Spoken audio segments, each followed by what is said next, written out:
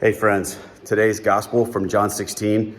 I read it and I thought, I need to make this video from the gym today because the gym is a place, let's just say, it's a place of pain, but a place where the pain that you go through here translates to joy later, if you're doing it right. I'm not saying that I am.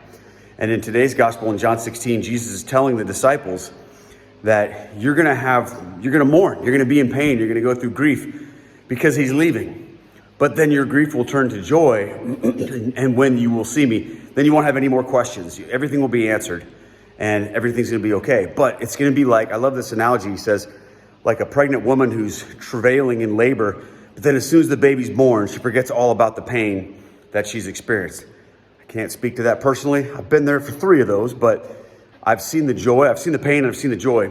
And sometimes life is like that, isn't it, friends? Sometimes we're going through difficult situations. We're going through terrible times.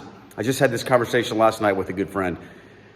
But yet God has a plan. He's got a process. And when his process is completed in us and we see him again, we will have unspeakable joy. So you can take that, of course, and look at it from the context of the disciples and the ascension and the return of Jesus.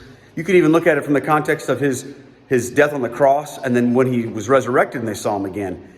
So there's lots of different ways that you can understand this, but also just even in your own daily experiences where you go through difficult things that God is working in and through to mold you into what he wants you to be and for his purposes.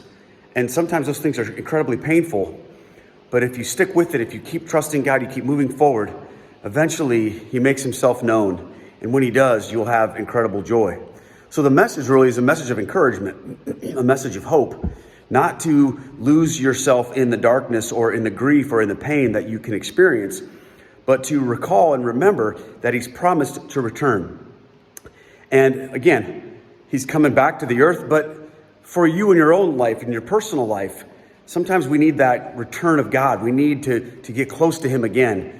And whatever you're going through, just remember that if you offer it up to the Lord, if you keep walking through with your eyes on Jesus, there will be that moment when he makes himself known to you again, and all of that grief will turn to rejoicing.